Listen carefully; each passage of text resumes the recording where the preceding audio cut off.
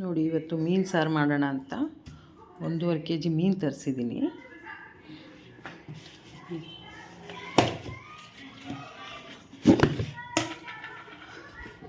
ಅದಕ್ಕೆ ಟೊಮೆಟೊನ ರುಬ್ಬಕ್ಕೆ ಹಾಕೋಬೇಕು. ಸ್ವಲ್ಪ ಹುಣಸೆಹಣ್ಣ ನೆನೆಯಕ್ಕೆ ಬಿಡಬೇಕು. ಯಾಕೆಂದರೆ ಹುಣಸೆಹಣ್ಣು ಟೊಮೆಟೊ ಹಾಕಿದ್ರೇ ಇದು ಚೆನ್ನಾಗಿರೋದು.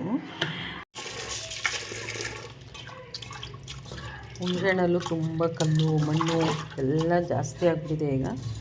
ಹಾಗಾಗಿ ಹುಣಸೆಹಣ್ಣು ಸ್ವಚ್ಛವಾಗಿ ತೊಳೆದ್ಬಿಡಬೇಕು.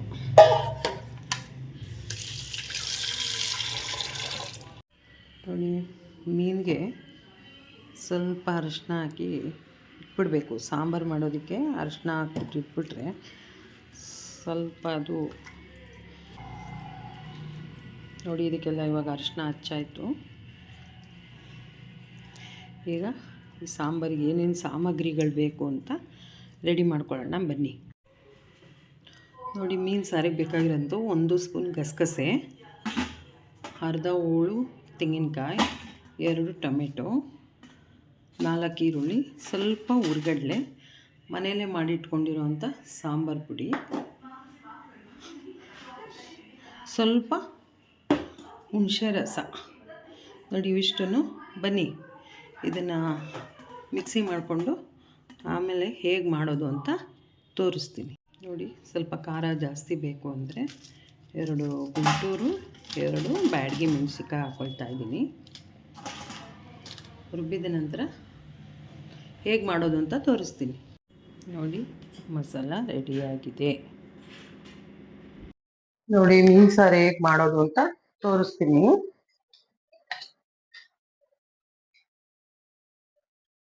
ಸ್ವಲ್ಪ ಎಣ್ಣೆ ಹಾಕಬೇಕು.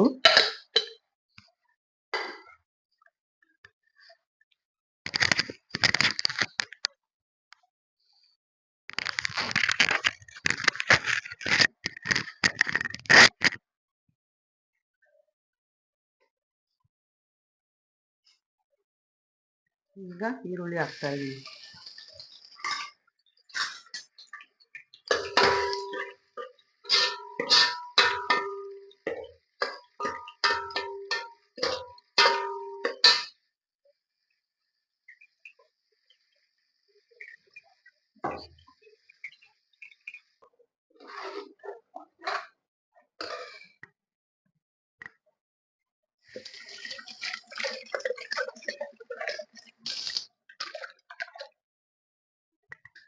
ನೋಡಿ, ಹಾಗೆ ಜಾರ್ ತೊಳೆದು ಸ್ವಲ್ಪ ನೀರು ಹಾಕೊಳ್ಳಿ.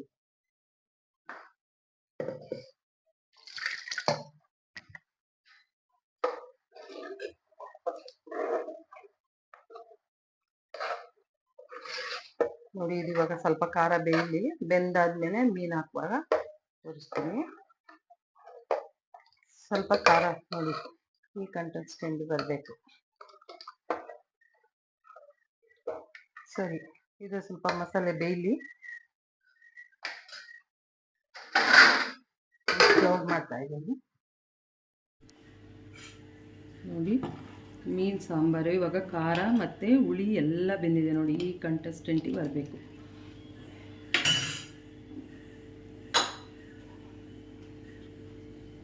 ಈಗ ಉಪ್ಪು ಹಾಕ್ತಾ ಇದ್ದೀನಿ. ರುಚಿಗೆ ತಕ್ಕಷ್ಟು ಉಪ್ಪು ಹಾಕಿದ್ದಾಯಿತು.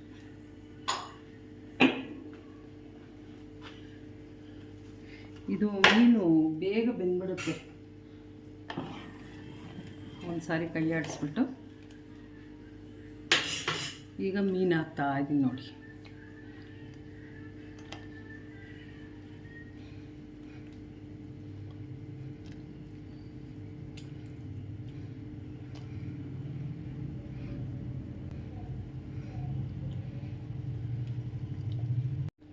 ನೋಡಿ ಮೀನು ಸಾರು ರೆಡಿ ಆಯಿತು.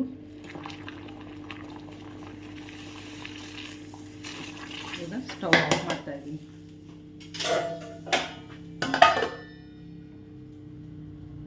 ಮೀನು ಸಾರು ಮುಗಿದ್ದು.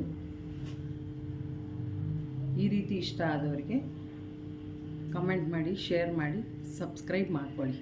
Thank you. ನೋಡಿ, ಮೀನಿನ ಹುಳಿ ಆಯಿತು.